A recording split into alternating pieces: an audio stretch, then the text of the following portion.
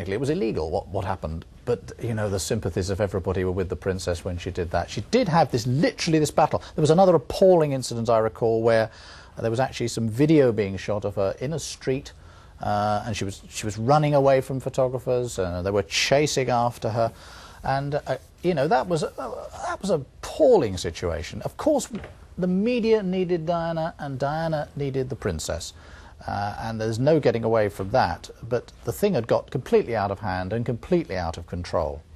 And I think, I've been saying this a lot this morning, but it will, I'm sure, be the case that there will be a great examination of what's happening in this area. We can't, well, I say we can't go on, can we? I don't think the mood of the public will allow the situation where the Princess of Wales, Diana, Princess of Wales, married for 15 years to the heir to the throne, the most popular member of the royal family perhaps that there's been for perhaps forever, should be hounded to death by press photographers. Just strikes me as a situation which most people would, in their worst nightmares, not imagine would happen, and will not be prepared to tolerate the situation going on much longer if there's any human thing that can be done to prevent it. Well, it has already entered into the political world. The Foreign Secretary, Robin Cook, who was one of the first members of the cabinet to hear, he was of course awake in the Far East in the Philippines. He referred to the aggressive intrusion into her privacy and said that serious questions need to be asked. Now, too early to say what kind of form those questions will take. Yeah, you know, this goes on and on. I have to say, I mean, a couple of years ago, the Queen, again, the Balmoral family holiday in Scotland, the Queen sent a letter to newspaper editors saying, please, would you leave us alone? Well, that got ignored, you know. I mean, it is jolly difficult, this. But I think there is a feeling on both sides that what we don't want in this country is to bring in, you know, lots and lots and lots of new rules and laws without thinking through of the consequences. Nobody wants to stop the press, at least I hope nobody wants to stop the press, doing the legitimate job of, first of all, bringing information about what is going on, but also rooting out wrongdoing when there is that. And it has to be said that her relationship with Dodi Fayed was bound to be a controversial one. And so the results have been awful, though, haven't they? Just interrupt you there, Nick. At churches across the country this morning, special prayers are being said for Diana, Princess of Wales, and her family. We can go live now to the ITV morning service at St Mary's Roman Catholic Church in Hamilton in Glasgow, where the Bishop of Motherwell, the Right Reverend Joseph Devine, is conducting a service. And so first we ask the Lord to be close to her family, especially to the young princess and to all who knew her and loved her. And now, for her, for them, and for all of us, we ask the Lord to forgive us our sins.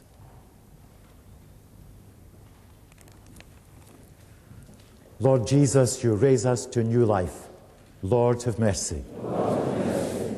Lord Jesus, you forgive us our sins. Christ, have mercy. Christ, have mercy. Lord Jesus, you feed us with your body and blood. Lord, have mercy. Lord, have mercy. May Almighty God have mercy on us, forgive us our sins, and bring us to everlasting life. Amen.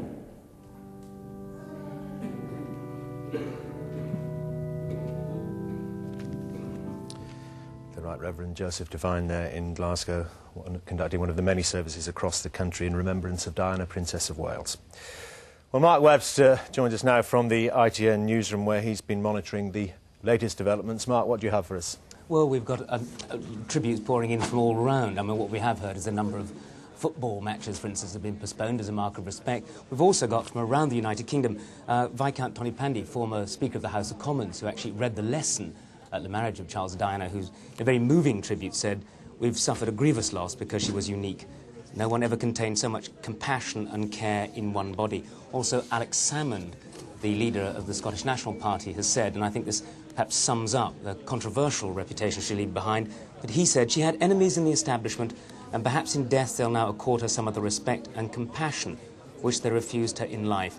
We express our condolences to the family and friends of all the victims of this tragic accident. Also, the former Prime Minister Ted Heath, who's actually on a visit to the Chinese capital Beijing, said that the loss will be felt throughout the world. He said, "I have expressed my deepest sympathy on the tragic loss we've all suffered with the sudden and horrific death of Diana, Princess of Wales." Again, he says, the feeling of compassion and the feeling of loss will be felt throughout the world. Mark, thank you very much indeed. Well, Jonathan Dimbleby, whose biography of the Prince of Wales shed so much light on his marriage with Diana, joins us now from Bristol. Jonathan Dimbleby, from through your dealings with the Prince, presumably you got to form a pretty good picture of Diana. Well, not a full picture of her. My main knowledge, if I've met her once or twice, was the same kind of knowledge that most people have, a sense of a remarkable public figure who was greatly loved by millions of people, and someone for whom, therefore, a light has gone out. And I just, therefore, have the same feelings that nearly everyone else has about that. But a complex character, an intriguing character, one that the press clearly couldn't leave alone. It's clear that the press couldn't leave her alone, and from very early on that worried her, just as it worried the Prince of Wales. And the reason why the press couldn't leave her alone, of course, at one sense is obvious. She was a great star. She was also a significant figure in an important household. Whether or not the press exercised the restraint that they ought to have exercised is the question that you and others have been debating. My own feeling is that the Princess had an ambivalent relationship with the media. She was able to use it because she was a startling public figure to very great good for the causes that she believed in. But she was also a great star who was attracted to the media. And the relationship was therefore ambivalent. On the one hand, she wanted to have her privacy, understandably and rightly. On the other hand, she seemed to need the attention of the press as if to demonstrate to herself, to give her the confidence to believe that she was doing important public work. She was a fragile and complex person. But I have to say that at the moment, like everyone else, I imagine, my feelings are with her close family and as an ordinary individual with her children and with the father who has to cope with this appalling tragedy in their lives. Jonathan, after the divorce, was the Princess out on a limb, as it were, or did the Prince still offer her support and guidance? I think the most important thing that is clearly observable is that what many parents find very difficult after a divorce, which is to bring up the children and put the children first, they accomplished. Not easy to do when they were both living public lives under a great scrutiny. They put their children in that sense first. They were able to agree and to, in harmony, organise the upbringing. And that was in the knowledge that both had that the children loved both of them very much. So to that extent, I answer your question. There's much debate about whether she was or wasn't ostracised. My own view is, for what it's worth, is that everyone around her who knew her wanted her, to be happy. I know that the Prince of Wales himself longed for her happiness, although they'd been through very difficult times and the marriage had collapsed. He wanted her to be happy, he wanted her to fulfil herself. And she clearly wanted to do that as well. And I've never heard anyone, I think it was Alex Salmond quoted just now saying that the establishment was out to get her. I just think that's a sort of piece of, with respect to him, a sort of cheap tabloid commentary. I think people wanted her to be able to fulfil herself. The awful truth now is that we will never know what kind of fulfilment she might have found. Do you get any sense that the Prince was pleased about the Princess's relationship with Dodi Fayed? I know nothing about that at all. OK, Jonathan Dibbley, thank you very much indeed. A reminder that we've broken into the regular schedules for this special programme on Diana, Princess of Wales, who was killed in a car crash in Paris early this morning. She and her friend Dodi Fayed were being pursued by photographers on motorbikes when their car crashed into a tunnel alongside the River Seine shortly after midnight. Surgeons at a Paris hospital tried to stem internal bleeding in her chest but couldn't restart her heart. They declared her dead at 3 a.m. British time. Dodi Fayed died at the scene. Well, our reporter Helen Wright is at the Princess's London home, Kensington Palace. Helen, quite a scene behind you there. Indeed, Dermot, yes. There are people, as you can see, queuing to lay flowers here behind me. Within the last hour, the number of bouquets that have been brought here has increased massively. I mean, the flowers now cover about 30 feet of the pavement outside the palace, and they're literally piled on top of each other. I mean, messages vary. One says, "Your legend lives on as Queen of our hearts." Another, "The world will never be the same without you." And I can see a bouquet just to my right here. A part of all of us has died with you. Real sorrow, real depth of emotion being shown here today. Helen, has there been any reaction from members of her staff there? I haven't seen any members of her staff either coming or going from the palace today. There are signs of activity within the palace, but I imagine they're all very much keeping to themselves today, keeping quiet, trying to come to terms with the news themselves. Helen Wrights at Kensington Palace. Thank you very much indeed. Well, Susie Parsons, the chief executive of the London Lighthouse charity, the country's biggest project for people with the HIV virus, and a special concern of Princess Diana's, is with us now. Well, Susie Parsons, as we said, they're a special concern of Princess Diana's. You must have worked with her closely over the years. Absolutely. She's been a terrific friend and supporter to London Lighthouse, both at the level of doing public things for us. For example, she came to launch our capital appeal for more money to extend our building just last October, but also, and probably more importantly, a very great friend to many of the people who use our services, who've got to know her on a very informal basis over the years when she's come on private visits. And we've been talking over the course of the morning of her effect on people. When she walked into a room where some terribly sick people were, how did they react and how did she react? Well, it was quite extraordinary. I've never seen anybody with such an ability to create a rapport with people so quickly. I mean, she could come into a group of people who are perhaps a bit nervous about meeting a real princess, all the glitz and the glamour and all that, and within a couple of seconds she'd have them relaxed and laughing and joking. And the one thing I would say is that whenever she came, we always had a lot of fun. You know, it wasn't a very solemn occasion. It was always great fun, and that's how we'll remember her. And she also, in the early days of the discovery of the AIDS virus, she made a big breakthrough, didn't she, just in holding people, in touching them? Absolutely. There was, in the early days, there was a lot of fear and prejudice and discrimination against people with the HIV virus around, and you can't underestimate the impact that the Princess of Wales sitting on somebody's bed and holding their hand had in terms of dispelling that the myths around AIDS and the fear and the prejudice. I mean, it was just an overwhelming effect on public opinion, but also for, as I say, what we will remember is the effect that she had on the individuals who she came into contact with, who she just gave so much caring and love and support to.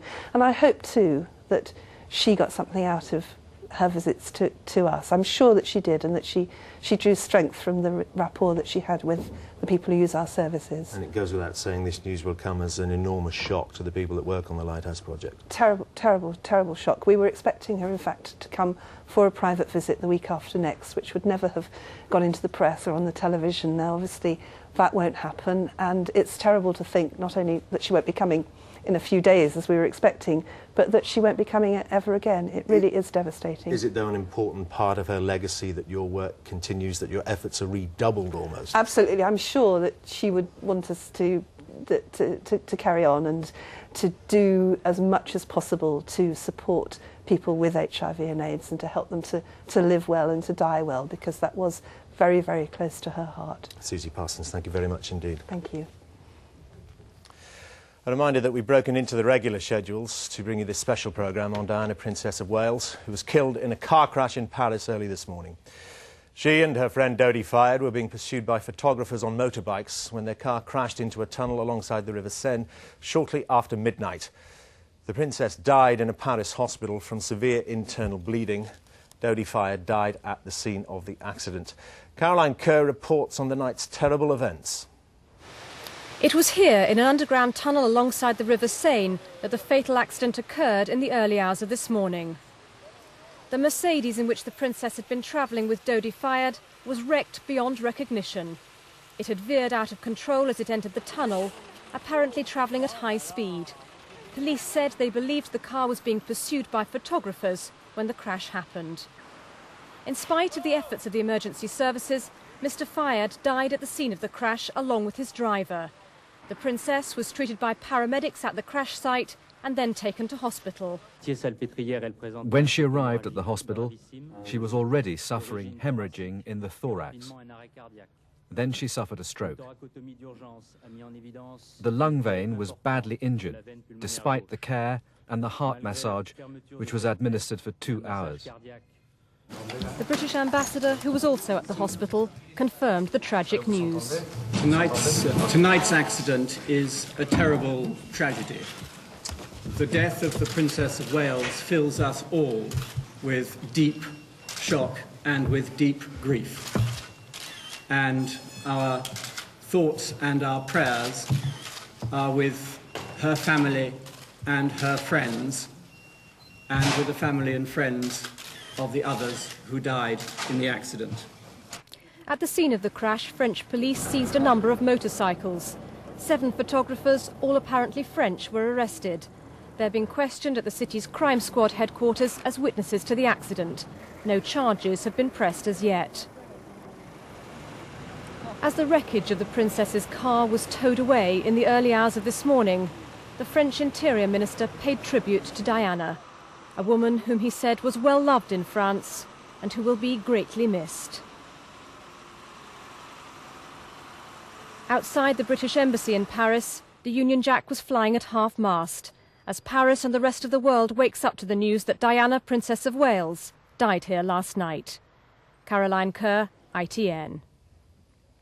And we've got some news just in. The Prince of Wales, it has been confirmed, will fly to Paris later today to accompany the body of Diana, Princess of Wales, back to the UK. Buckingham Palace has just announced that. Well, Nicholas Owen is with me. Nick, that will be an awful journey for Prince Charles. Well, it will be an absolutely ghastly journey, won't it? What can one say about it, except that it does show that the Queen said that, that after the divorce, the Princess of Wales was to be regarded as a member of the royal family still, and here they are according her the full privilege or honour or whatever you like in death of being accompanied back by her former husband. But it is going to be an agonising trip for him. It's going to be the most, by far the most difficult task to confront him, certainly. And I think, you know, one must be careful of exaggeration in these occasions because history sometimes catches us out, but I think this is the biggest disaster to befall the British royal family, well, shall we say this century. I think it makes the abdication look pretty sort of unimportant in many ways. So that is going to be a terrible journey for him, as you say. And we were talking earlier about this business of the funeral and so on. It's likely to be, I would reckon, about a week away, and it will probably take the form of a service at Westminster Abbey, and then the Princess of Wales will be interred at Windsor, St George's Chapel, Windsor, to lie alongside other senior members of the royal family. That is unless, on the very outside chance, that a young woman in the prime of life with everything to live for had actually expressed a wish to go somewhere else. I very much doubt that. And everybody I've spoken to, had a chance to talk to on this matter this morning, is pretty sure that that form will be followed, and that's how things will be. This country is going to go through that period of mourning. It could last, you know, 7, 8, 9 days, I would imagine, probably over next weekend. And I think, you know, the scenes we've seen this morning at Kensington Palace and Buckingham Palace is just the beginning. I think everybody is going to be so stunned, and here we are with football matches being cancelled, and whoever remembers really in a sort of recent lifetime, not only that happening, but of course that did happen at the time when King George VI died in 1952, but he was a man, you know, in his 50s and so on, and a sick man, clearly. Here is a stunning blow out of the blue, robbing this country of this brilliant star. We've been talking a lot about the effect on the royal family. There is, of course, Diana's side of the family. Yes, there is very much so, them to consider as well. Quite an impact on them. Oh, of course it will be. It has to be remembered that Diana's early life was very much conditioned by parents' divorce, and a lot of people have said, you know, playing amateur psychiatrist, as everybody's inclined to do, that this explained a lot of her own sort of insecurities and discomfort in life. But it was a close family, there's no doubt about that. Her brother recently has been out in South Africa, and he has had his problems there, and with his own marriage and so on. But yes, one must pause and think so much of their grief as well. And do you remember back at the wedding in 1981, the way that the royal family, this terribly grand bunch of people, embraced Diana's family as well at the time of the wedding, and they were allowed to play their full part, particularly her father accompanying that fairy tale bride up the aisle. I'm sure that will happen again now that every opportunity will be afforded for them to play their full part in the dreadfully sad events that will come in the next week or so. After her divorce, did she in a way get closer to her mother? I don't really think she did, no, to be honest. I mean, it's very difficult to know what Diana did do. She was desperately lonely at times, and this is why Dodi fired, and perhaps there have been other chaps as well, but certainly Dodi fired came as such a great thing for her. She was a very lonely woman at times. Christmas Day, you know, there was a time when, just after her divorce, she still went up to Sandringham and joined the royal family there for Christmas.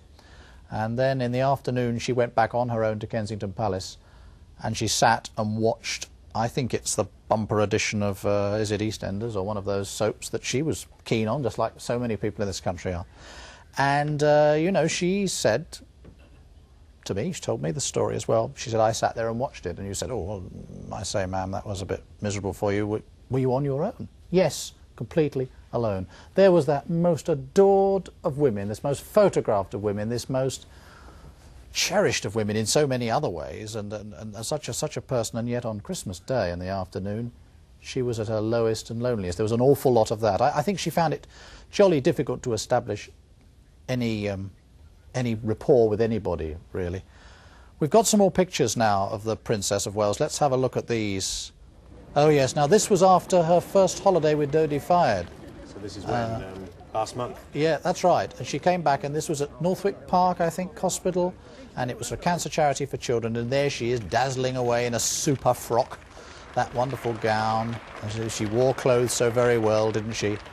And everybody looking on, and she relaxed and smiling away there. She was obviously very, very happy at that time. I mean, people did comment on that, and it has to be said that people said, well, there seems to be a man in her life who's important. And, well, again, what a wonderfully human thing that was. And that was absolutely super, you know. She's done terribly well. Was he, in a sense, Mr. Right?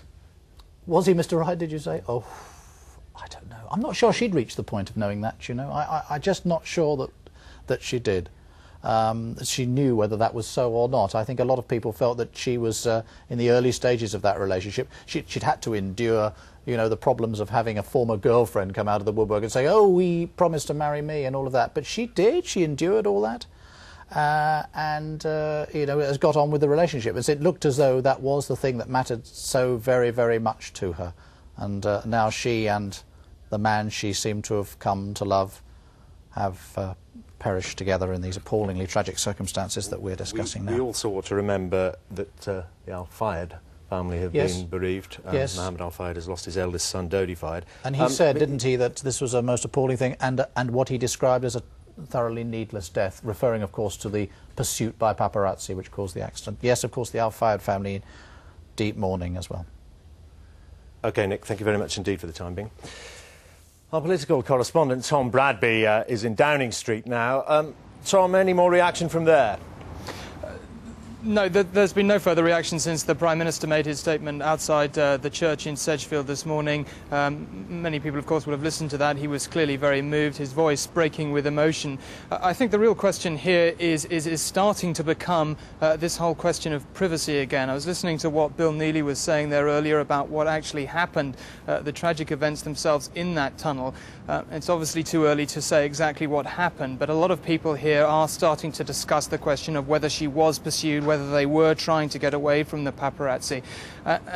This government, of course, prides itself on responding very quickly to public demand, so I think it's a racing certainty that there's going to be some kind of review, and we've already had Mr. Cook's comments this morning suggesting that they were going to look very closely at the question of whether the aggressive pursuit of this car did contribute to the accident. So I think we're going to go over that debate again.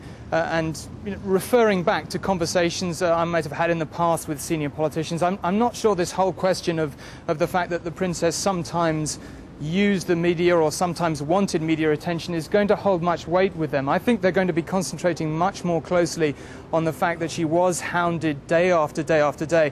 And I think from now on the debate is likely to be anchored by these tragic events. I think in the past people have looked at the downside of legislation, the whole question of dampening down legitimate journalistic inquiry, if you like.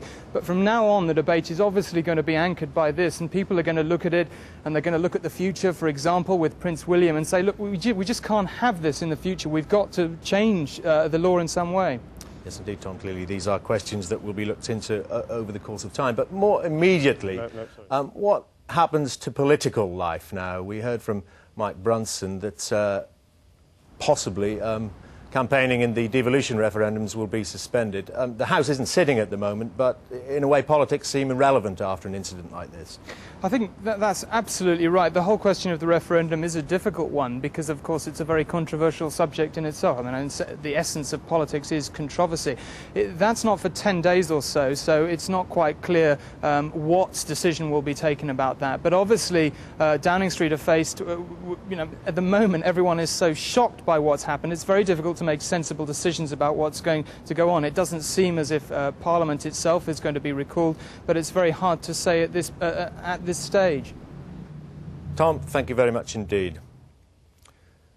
Now we are crossing to Balmoral, where the royal family got the terrible news overnight. The Queen and Prince Philip are expected to be driving across this bridge shortly, going to attend a service at Crathy Church, a small church just a few hundred yards from the main gates of Balmoral. There you see the crowds gathering in very sombre mood indeed. The Queen and Prince Philip, we're told, wanted to continue with this service as planned. It's not expected that Prince Charles and Princes William and Harry will be going to the service. We will come back to this as and when the Queen and Prince Philip arrive.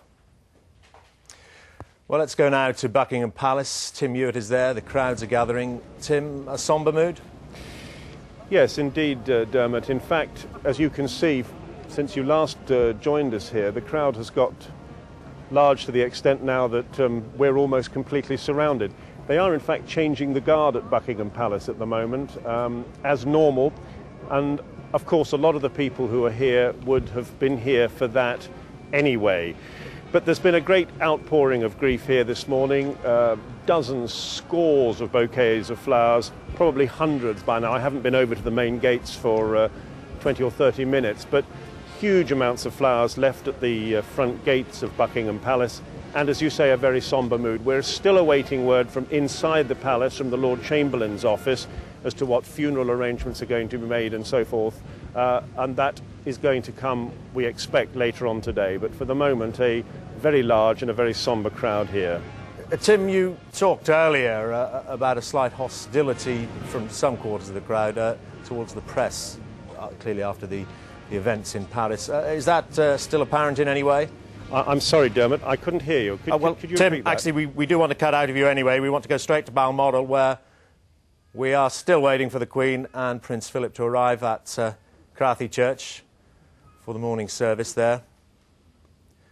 Nicholas Owen is with me in the studio. Nick, you know this area quite well. You know the church. The Balmoral, the gate of Balmoral is just to the right as you look at that picture behind the blue sign. They come across this little bridge over the River Dee, idyllic setting, and we now, with a bit of luck, will be able to show you.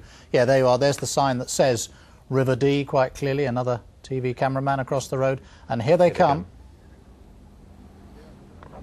This will be the. They'll be in the third car there.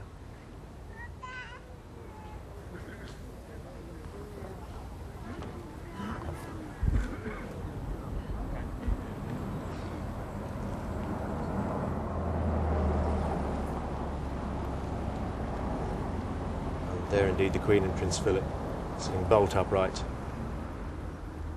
They go up the road there, little turning across a main road, and then up that little hill to the little Crathy Church,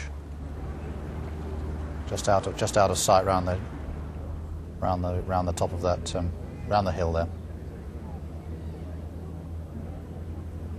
Crowd there watching them as they go and pray, and prayers, no doubt, being said, and many thoughts, obviously, of what has gone before. Well, there was a glimpse of our correspondent there, David Rose. But let's talk first with Nicholas Owen with me in the studio. Important that the show must go on in a way for the Queen and Prince Philip. Well, yes, that is certainly true as well, Dan. I mean, this, the tide of events sweeps on, as we said before, and of course there will be the business of the funeral and so on, the prayers, and today, and then the funeral to come and all the arrangements for that and everything else. And in the middle of all of that, somewhere, those two lads who were back, as far as we know, in Balmoral digesting the news, and then their father off today, as we've said. He is going apparently to Paris, and we have official sources in Paris say that the Princess of Wales, Diana, Princess of Wales's body, will come back to this country this very day, later on, presumably this afternoon. Just continuing on that service, if it goes as scheduled, how long does the service last? The church service there at Crathy? Oh, 3/4 of an hour. So perhaps David Rose, our correspondent there, can give us a clearer picture on that. David Rose up at Balmoral. Can you answer that question for us? Do we know how long the church service is likely to last? If it's a normal Sunday morning service in Scotland, I would expect it to last about an hour. I did incidentally see, because I gave you wrong information in the first piece I did from here, I did see Prince William in the car. We were led to believe that the princes would be staying with their father in Balmoral. In the brief seconds as they went past, it wasn't possible to see everybody, but I can confirm that Prince William at least was there, and I suspect Prince Harry was as well. And any information about what happens after the service? Very vague information indeed. A lot of rumours that Prince Charles may have left already to go to Paris, but quite honestly we're getting very little information. David, thank you very much indeed. Well, the Harrods boss, Mohammed Al Fayed, said the death of his eldest son and the princess had been an appalling and quite needless tragedy. He pointed the finger of blame for their death directly at the press photographers who'd been pursuing them. He said Dodi had been a kind, gentle and decent person who'd had a tremendous regard for Princess Diana. Mark Webster now reports. Heir to the Harrods Empire, Dodi Fayed found himself the subject of intense media interest as soon as his relationship with Diana became public. Until then, his reputation had been that of a millionaire playboy who dated a string of glamorous women. But he was also playing an increasingly important part in the running of the Harrods business, and was seen by his father as the natural successor to the highly successful empire he'd built up. Mohammed Al Fayed had long been a close friend and confidant of Diana, and had apparently encouraged the growing friendship with his son. Frequently a controversial figure, Mohammed Al Fayed and his brother Ali had come from humble beginnings in Egypt to take charge of Britain's most famous store. Recently, Mohammed had been embroiled in the Cash for Questions row, and had earlier fought for the right to become a British citizen, something he'd been denied. But the media interest in his son had also focused attention on a previous romance with former model Kelly Fisher, who alleged she'd been engaged to Dodi at the time he began his relationship with Diana. Today the flag was flying at half-mast over the Harrods department store at Knightsbridge, as the Al Fayed family tried to come to terms with the deaths of those they loved. Mark Webster, ITN. Well, Nicholas Owen is with me in the studio, our royal correspondent. Nick, we've seen scenes from Kensington Palace, from Buckingham Palace, from Balmoral. Yes. Crowds gathering outside them all, flowers piling up. There's Buckingham Palace there. Yeah. An enormous outpouring of grief. Well, I think there is. I mean, the thing that strikes me about those pictures, Dermot, is that crowd is unusually still. Really, you know, it's not sort of, there's not the usual hubbub, it doesn't seem to me. There's been the changing of the guard there this morning, which always does attract a crowd, but there's no doubt at all that an awful lot of people will just feel that they want to be there at this particular time. The news of this enormity does, of course, take a while to sink in. Oh, I think the disbelief that most people will feel is just sort of total, really. It's, isn't it like, surely, losing a member of one's own family? I mean, you have to say that this is the sort of impact that the death of Diana, Princess of Wales, has had and will have as people get to hear about the information. There is also, as we were discussing earlier, anger as well. Well, there is. This business of the paparazzi, we know that they're in the crowd this morning. There were people being pretty cross about the press, and you know, cameramen and photographers and so on were you know, not exactly the targets of criticism, but there was a bit of hostility towards them. Well, Nick, we've got some more information. Just in, Viscount Althorp, Diana's brother, had this to say a few moments ago. It was with profound shock and subsequent death in Paris early this morning. All those who've come into contact with Diana, particularly over the past 17 years, will share my family's grief. She was unique, She understood the most precious needs of human beings, particularly those that suffered, and her vibrancy and sparkle, combined with a very real sense of duty, are now gone forever. It is heartbreaking to lose such a human being, especially when she was only 36. This is not a time for recriminations, but for sadness. However, I would say that I always believed the press would kill her in the end. But not even I could imagine that they would take such a direct hand in her death, as seems to be the case. It would appear that every proprietor and editor of every publication that has paid for intrusive and exploitative photographs of her, encouraging greedy and ruthless individuals to risk everything in pursuit of Diana's image, has blood on his hands today. My heart goes out to the families of the others killed in this incident. Above all, my thoughts are with William and Harry, and with my mother and 2 sisters, who are showing tremendous bravery in the face of senseless tragedy. I would ask you please, at this time, to respect the fact that Diana was part of a family, and amongst the general mourning at her death, realise that we too need space to pay our final respects to our own flesh and blood. For that, we will need privacy. Finally, the one consolation is that Diana is now in a place where no human being can ever touch her again. I pray that she rests in peace. Thank you. Viscount Althorp there, Diana's brother, clearly very, very angry indeed, pointing the finger of blame firmly at the press. He said the press killed his sister in the end. Well, news of Diana's death was first released this morning by the Press Association here in London, and for many years Tom Corby was their court correspondent and royal expert, and he's with us now. Viscount Althorp, angry, pointing the finger of blame very clearly at the press. Very emotional, and he probably feels it's very justified, because it was. Diana had a love-hate relationship with the media, almost a schizophrenic relationship, obviously. I felt very sad this morning. I went all around the world with her, and now there's this huge void, but what he said was highly emotive, but there is a grain of truth in it. I wouldn't say they killed her, but... Well, with some of those newspaper editors that the Viscount was fulminating about, will they take any of that on board? One would hope so. Obviously, there's going to be a huge debate now, and the whole question of privacy and media intrusion is going to be very, very high on the horizon.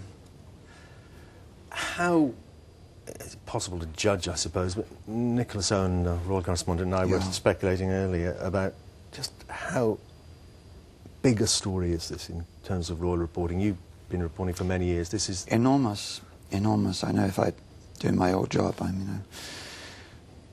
I would have had to have wings on my heels, as it were. Yes, an enormous story, but what a tragic end. I mean, snuffed out like that. Very much lived her life in the spotlight, died in the spotlight. Strange lady in many ways, very attractive personality. One half of her very reserved, almost reticent, the other half seeking publicity. Of course, she was beautiful, and she liked to be photographed. Doesn't any beautiful woman? My sympathy goes to the Prince of Wales and the boys. I mean, God, what father has to break that news? That must have been terrible. Did you get to know the princess at all? In a professional way. I mean, I covered virtually everything she did for almost 8 years, wherever she was in the world. And yeah, she was always devastatingly charming, very, very nice. And she made my life much easier by reacting and responding. Did you abide, though, by any unofficial rules? Were there things that you wouldn't report on, or places you wouldn't go? PA court correspondent had a strange job. You were in and out of the palace all the time. You didn't have to give any official undertaking about doing anything, about not doing anything, other than they said, well, report the truth and don't write flyers if you're not sure about them. In return for that, you were first with the big ones, the engagements, the deaths, the divorces, the separations. It was a strange job, but very exciting. And yes, she was so much part of it. The pivotal part of it for so long. What will the effect be? We've been talking about the intrusion, talking about the role of the paparazzi in her death. Do you think we will end up with some kind of privacy rules, regulations, even a law? Well, this is a catalyst, isn't it? It's going to spark off this huge debate. We might. But I think I'd be totally against it, because as a journalist, it would hamper a free press, and anybody who's worked in a country where there isn't a free press. I always make this point. These people who talk about privacy laws work in a country where there isn't a free press. But it does seem, doesn't it, that time and again the press have tried to, or the royals have tried to do deals with the press. We'll let you take a photograph of us here if you leave us alone for the rest of our holiday. But time and again, and especially in the princess's case, the press just couldn't resist it. They couldn't leave her alone. She was too good a story. The pictures were too good. I don't think so much it was the national newspapers or the staff reporters or the staff photographers. The Paps, of course, had an entirely different role. And there was an entirely But isn't that slightly disingenuous of them? Because after all, the tabloids would buy the pictures from the paparazzi and print them, and they'd say, they could hold their hands up and say it wasn't our photographers. All I can talk of is the actual pack itself. I mean, they were known as the Rat Pack, but they were full of very genuine people, and they treated her with respect, I think.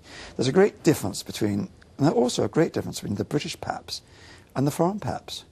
The foreign Paps are dealing with a star. It could be Nicole Kidman, Tom Cruise, anybody. Our Paps were dealing with a member of the royal family, albeit in the last couple of years a semi-detached member. So there was still that restraint, in my view. I don't know whether Nick agrees. I mean, he's been around on this and he knows as well as I do. But there was still a degree of restraint with our paparazzi. And they knew her so well, and she knew them. OK, there were spats. But... Okay. Thank you very much indeed, Tom Corby. We're going now to Washington. Our correspondent there, John Irvine. John, has the news struck America? What's the reaction? Well, of course, millions of Americans are just waking up to this news. Millions of others know about it already. That's because the American television networks have been running this story all night, breaking into normal scheduling. That's because Princess Diana was so popular here. She was idolised by the Americans. No other member of the British royal family came close. The President and Mrs. Clinton are said to be deeply upset by news of her death. They're on holiday on Martha's Vineyard, of course, at the moment. We're told they were attending a party last night when news of the Paris accident came through. We're also told that they embraced one another and left the party quickly after that. The Clintons have released a statement. The President has extended his sympathy and that of his wife to the Princess's family, her friends, and especially to her two sons. The Princess did seem to form quite a relationship with the Clintons. She got on very well with Hillary Clinton, of course. Yes, of course, with not just the Clintons, but the entire American people, it seems. For them, for many of them, she was the most glamorous person in the world. They had a long-term love affair with Princess Diana. They admired her for her chic, her style, and of course for her compassion, her sympathy and the common touch that she possessed. I think it's fair to say that the American people would have adopted Princess Diana if they could have. There was a genuine wish, a hope here that if she had ever chosen to leave the United Kingdom, she would have come here to the United States. People greatly admired her work for humanitarian causes, the work she did on behalf of AIDS sufferers, and of course more recently she championed the cause for a worldwide ban on landmines. She discussed that very subject with Hillary Clinton when she was here in Washington in June. Mrs. Clinton said afterwards that the discussion had helped persuade the President to look at the whole issue of landmines once again.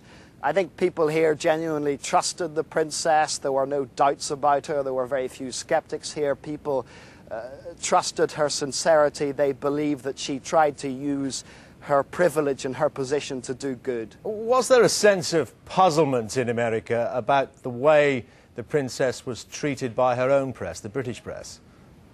Yes, I think there was. There's no tabloid press as such. There are no tabloid everyday newspapers here. And people just didn't quite understand why there were these doubts about the Princess of Wales. There was a great sympathy for her. I have to say she was something of a Jackie O type figure. People recognised that she had suffered during her life. She'd endured some sadness, but people admired her feisty spirit and the way that she came through. I have to say also that people here did not regard her relationship with Dodi Fayed as any kind of scandal. People here wanted her to be happy. John Irvine in Washington, thank you very much indeed. I'm now being told we have a statement from William Hague, the leader of the Conservative Party. Let's cross there now. And I think we should all recognise this morning that she did a great deal of good. We should pay tribute to the tremendous work that she did for homeless people, for young people, for people suffering from drugs or AIDS. She did a tremendous amount of good work for the arts as well. And we should salute that and remember that. She was a shining spirit who will never be forgotten in this country. It's one of those times now at which politicians of all parties pull together and forget our differences for a while, for an appropriate period. And in the light of that, I am cancelling my trip to Scotland, which would have begun today, to campaign in the devolution referendum. It's a time for all politicians to bury our differences for a while. How long do you think that suspension of campaigning should go on for?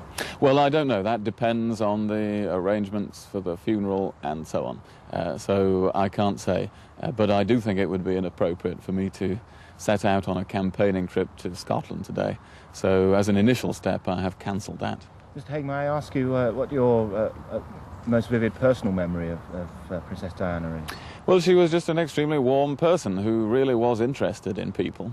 And really always let people feel that she was interested in them. It wasn't just an act, she was really passionately concerned about people. The work that she did for so many charitable causes did actually reflect a genuine human warmth and compassion and interest. She had a lot of love for people, and that came through. So, as I say, she was a shining spirit, and she'll never be forgotten. And do you think it's too early to say, in your view, whether lessons can be learned from this about the way that the press and the media behave? I think it is too early to say. We will all want to ask questions. We will all want to know exactly what has happened, but we don't know. And I think it's too early to start having a debate about the law. This is a day of national sadness and reflection, and we should take the time to do that. Thank you very much. Conservative leader William Hague there paying his own tribute to Princess Diana, the Princess of Wales, at his constituency in North Yorkshire, and also confirming that his party will be suspending campaigning in the Scottish referendum polls. Well, as we reported earlier, French surgeons fought for 2 hours to try to save Princess Diana, but were unable to stem the internal bleeding in her chest. British medical experts say everything was done that could have been done, and it would have been impossible to keep her alive. Chris Roberts has our report. One look at the twisted remains of the Princess's car, and it's obvious the extent of the injuries caused in the accident were massive. Bleeding profusely in the chest area, Diana was transported to a local Paris hospital, where doctors operated, then applied heart massage for 2 hours. It was all in vain, however, and the Princess's death was officially recorded. Physicians in Britain believe French doctors could do little to save a patient with extensive injuries. The surgeon at the Paris hospital would have been presented with someone with severe breathing difficulties, a very low blood pressure, and probably a heart which wasn't working effectively.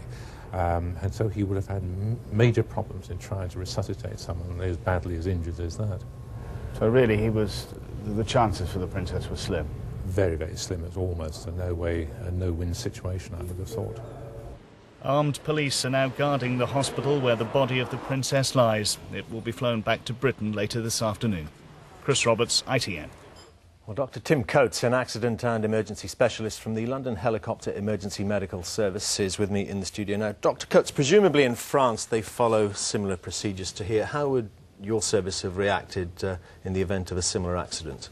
I think in a very similar way to the French. The French pre-hospital system is called SAMU. That is quite a sophisticated system. They have a series of doctors in land ambulances so that they can provide a doctor at an incident scene both during the day and at night. The service that I work with provides that sort of specialist intervention early on during daylight hours, and in the UK at night we have a system of general practitioners in an organisation called BASICS, which can provide a medical response to this sort of incident. In such serious incidents, time presumably is of the essence. Time is very important, and it's important to get the patient to specialist care as quickly as possible. The problem is that if the patient is trapped in the car for a period of time, in this case perhaps several hours, then it is very difficult to move the patient to the hospital, so you've got to move the specialist care to the patient's side. So what can be done? Presumably depends on the state of the crash and the state of the victim, but what can be done at the scene? At the scene, it's very important that the fire brigade work very closely with the medical teams so that you get a combined medical and physical rescue going on in a coordinated fashion. If you put the right medical team at the patient's side, then you can perform at the accident scene most of the procedures that you would perform in a hospital resuscitation room. And are the emergency services well rehearsed at working in unison here? There would have been the police there, the fire brigade there, the ambulance service. They all know exactly what to do and save those vital seconds. Yes, and if anything, the French system is more integrated between those different services than the system that we've got in the UK. Why is that? Because they're really working under the same organisation and controlled by the same organisation that the paramedics there are part of the fire service.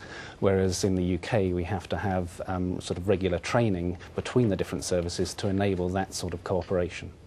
Dr. Tim Coates, thank you very much indeed for that. Thank you. Well, on the phone now is the Reverend John Hawthorne from St Mary the Virgin Church near the Prince of Wales' home at Highgrove in Gloucestershire. The Princess was an occasional worshipper there. Dr. Hawthorne, your memories of the Princess? As a very lovely person, and we have treated her death here with enormous sadness and shock. My own particular memory of her is of a wedding a few years ago when I came out of church after the wedding, and standing on the corner, leaning on the wall with one of her boys on either hand, and all three of them sucking ice creams. She was there like any other young mum with her children, watching the bride come out. I think that's how probably most of us around here will remember her, as someone, as part of the town, part of the family, someone who went into the local shops, who waved to the local people, and was very much loved and indeed respected and adored, really. How has it affected members of your congregation? There was a great sadness this morning. I mean, we had 2 services this morning, as usual. There was a great sadness among them, and normally after a service we serve coffee, which we did this morning, but then there's usually quite a buzz. But there was none of that buzz this morning.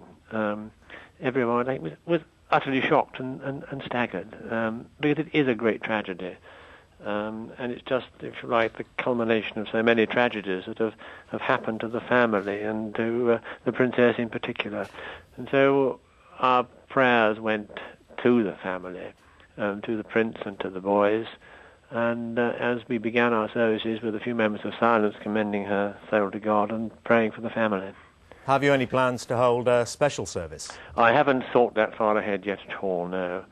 I mean, the whole thing came as such a shock, and as I say, I've had 2 services this morning. This is really as far as my thinking has gone. But I've got no thought about that one yet. Reverend John Hawthorne at St Mary's Church in Gloucestershire. Thank you very much indeed. Well, let's get the latest from Kensington Palace, the Princess's London home. Helen Wright is there. Helen, what's happening? Hello, Helen. I don't know if you're hearing me. Hello, yes. Hello, yes. I see an enormous pile of flowers there building up behind you. That's right. For the past 6 hours, people have been bringing flowers here and still are doing. As you can see, the bouquets, hundreds of them, now cover almost the entire pavement outside the palace here. I can see messages. One says simply, "Goodbye, friend." Another, "You were a wonderful, shining example to us all." And another I can see right down at the far end of this huge mountain of flowers.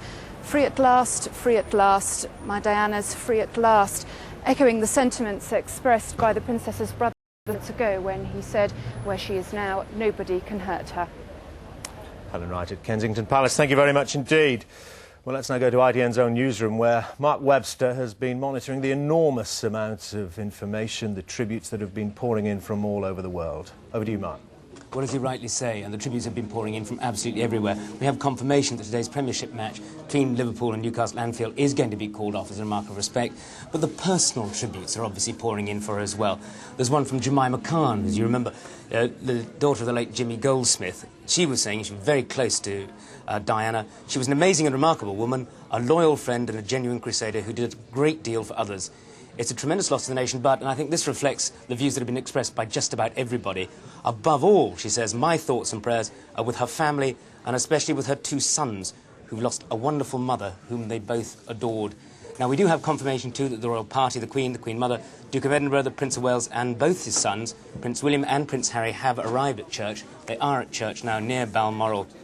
We also have confirmation of how the news of Diana's death was broken to her mother, Frances Shan Kidd, because, as we've heard, a lot of sympathy for the royal family, but of course other families have been very badly touched by today's terrible news. She was actually in discussion with her local parish priest, Father Sean Macaulay, from St Columba's Cathedral, and he said after he talked to her, he said, I phoned Frances at 4 a.m. and Frances told me that Diana had been killed. She heard about it and then told me she had her friends with her who'd driven down during the night to be with her. A mother losing her child is a terrible thing, said her parish priest. I don't know how she feels. I had 1 minute speaking to her, but she said, the death of a child knows no words, we can say, that will ever comfort a parent. Said it can only be compared to Our Lady losing her child, Jesus. Now, as I say, from all around the world, from all around the globe, there have been endless tributes pouring into her, both, I think has been said frequently, about her enormous good work, but also about her extraordinary personality, and the way that she did manage to touch the lives of so very many people during her time and her work for charity. Mark, thank you very much indeed. Well, David and Elizabeth Emanuel, who designed Diana's wedding dress, join us now in the studio. You dealt with a very young, a very nervous 19-year-old princess, Lady Di as she then was. What are your memories of her during that period? We saw her at the very beginning, almost, well, before it was announced that she was actually going to get engaged to Prince Charles. So I suppose we're in the privileged position of seeing a young kindergarten teacher working with her at that stage through the announcement, through the wedding day and onwards. So we saw this kindergarten teacher woman emerge into a woman known around the world.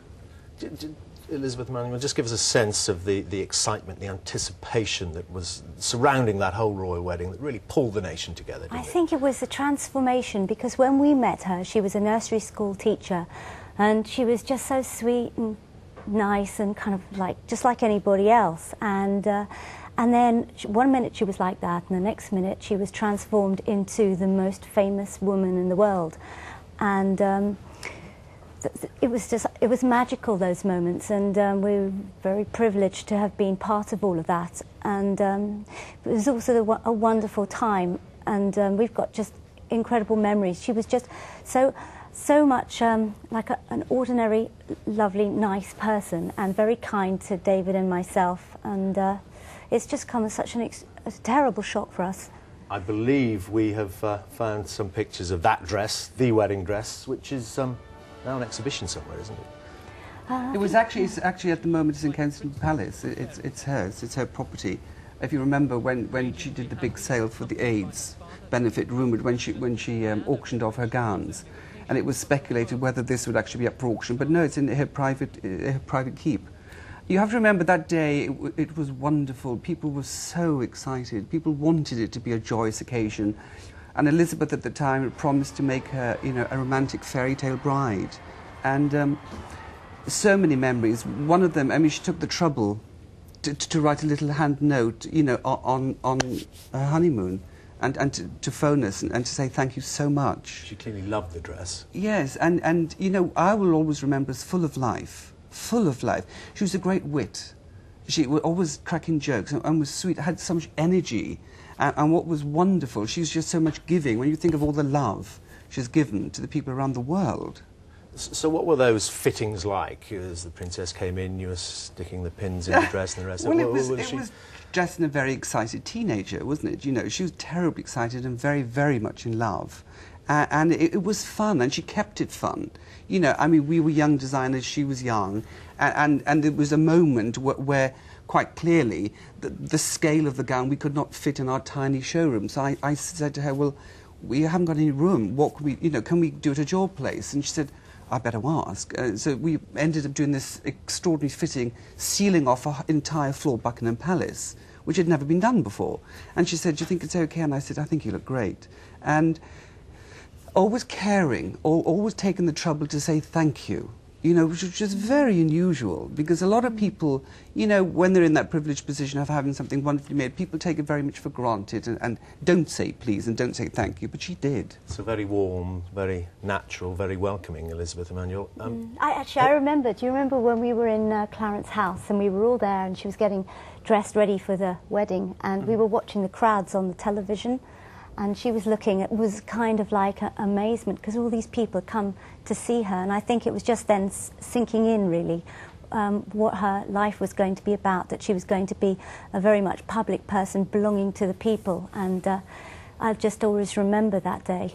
But having been the foremost fashion icon in the entire world, I'm pleased to say, and I think she superseded that, didn't she? And she's now...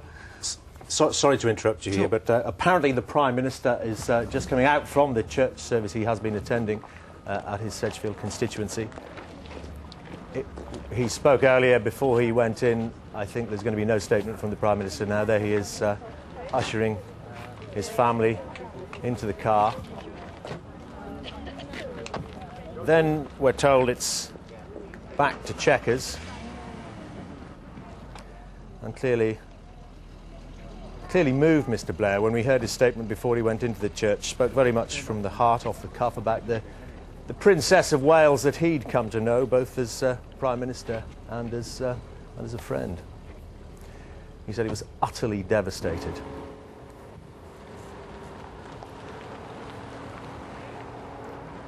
Yes, Mr. Blair and